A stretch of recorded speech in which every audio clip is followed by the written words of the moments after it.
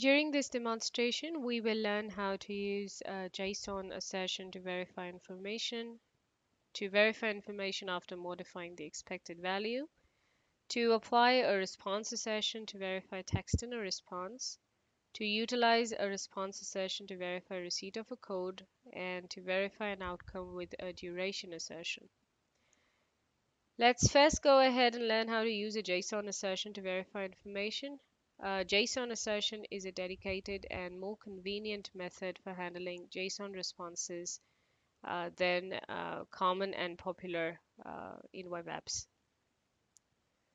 Right, let's go ahead and launch JMeter, which is already done in my environment. And I'm going to go ahead and save my test plan into my JMeter scripts.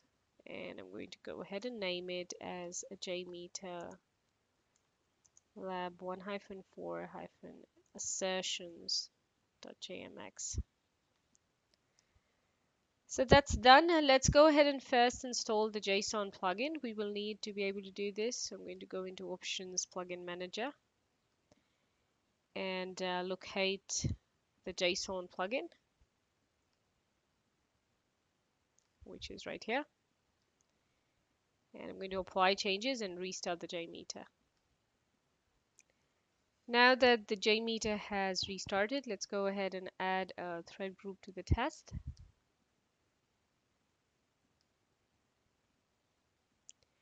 And I'm going to accept the default values for thread group and go ahead and add an HTTP GET request.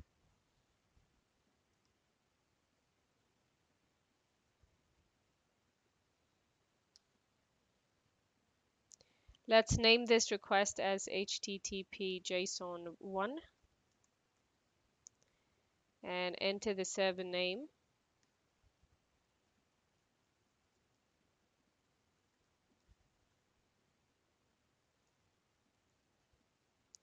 The protocol is HTTP. By default, we're going to set this to HTTPS. And let's set the path to IP ranges.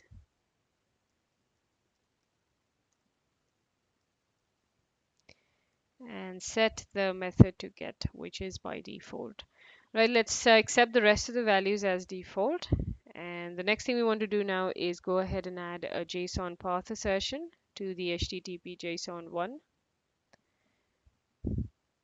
So let's right click your HTTP JSON 1 and go ahead and add an assertion into it. The assertion I'm using is JSON path assertion. And in the JSON path, I'm going to go ahead and add $.prefixes 0.region. And I'm also going to go ahead and choose the option to validate against expected values. I'm going to uncheck matches regular expression. And I'm going to set the expected value to US East -1. Now I'm going to go ahead and add a view results tree listener to the test.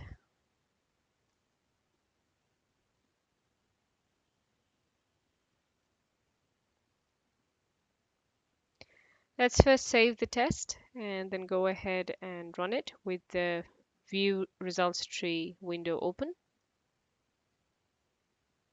The test is now run and it displays the results. You can see that the test has failed.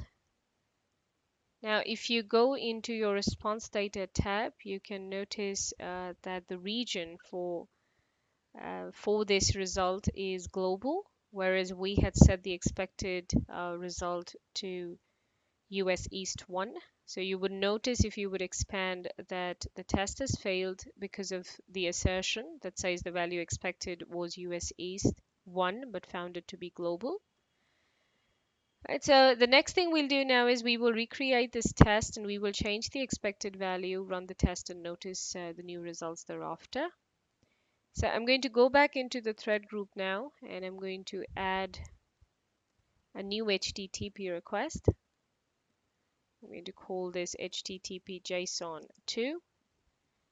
The server is going to be ip-ranges.amazonaws.com.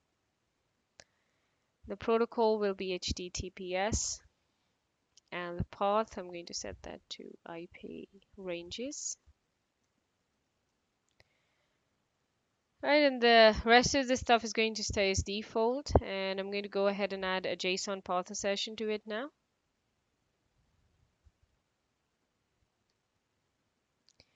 And again, I'm going to assert on the prefixes dot region. And the expected value this time, I'm going to set it out as global. I'm going to validate the expected against the expected, and I'm going to set the value to global.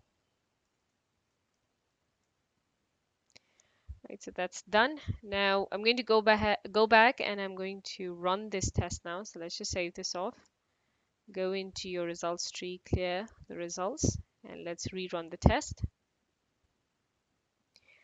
Now, if you notice this time, the JSON2 test has actually passed, and the reason behind that is because my region for prefix 0 is global, and therefore the assertion did actually go through and did not fire. Right, the next thing that we want to do now is we're going to go ahead and add a response assertion to verify whether or not a specific test is contained in the response. So I'm going to go back into HTTP JSON2 and I'm going to duplicate it. And I'm going to call the duplicate as HTTP response 1. And I'm now going to go ahead and add a response assertion. But before that, I'm going to go ahead and remove the existing assertion from this duplicate.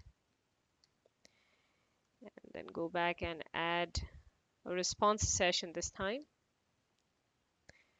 And in the response assertion, I'm going to verify it applies to main sample only. And the field to test is text response. And the pattern matching rule says it's going to contain the value. And the value I'm going to add right here. The value I'm going to add is departure. Right, so this is done. I'm going to add one more assertion here now. Again, a response assertion. And again, make sure that I've got main sample and text response selected. The pattern matching is set to contains. And this time the pattern to test is going to be Apache. With this, let's go ahead and save the test. And I'm going to clear the results and rerun the test again. And I want you to notice that the HTTP response 1 test has actually failed. And if you would expand to look at the reason, you can see that the response assertion is actually telling you that it's not been able to match with the expected value defined in the assertion. The next thing that I want to do now is run the response assertion to verify against the response code.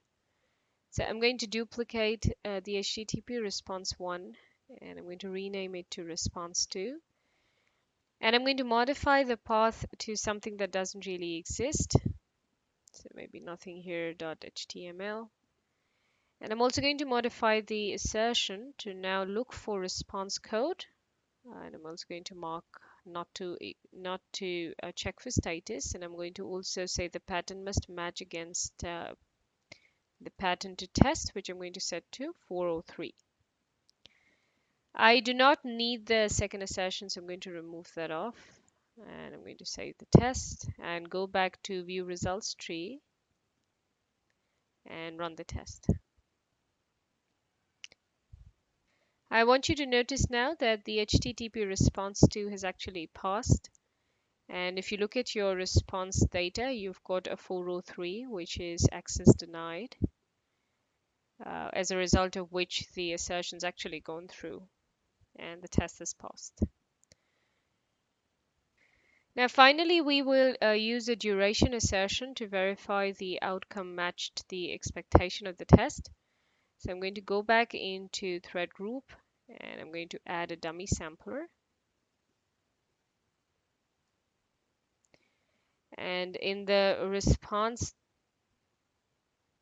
time, I'm going to enter the value of 1000.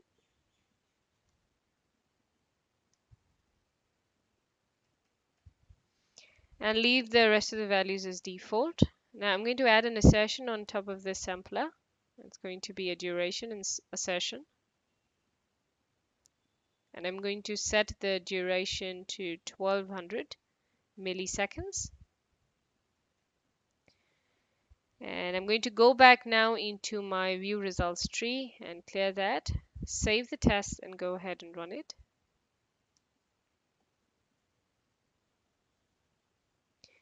If you go back to your dummy sampler now, you can see that your assertion has worked on the actual duration. This brings us to the end of this demonstration. Thank you for watching.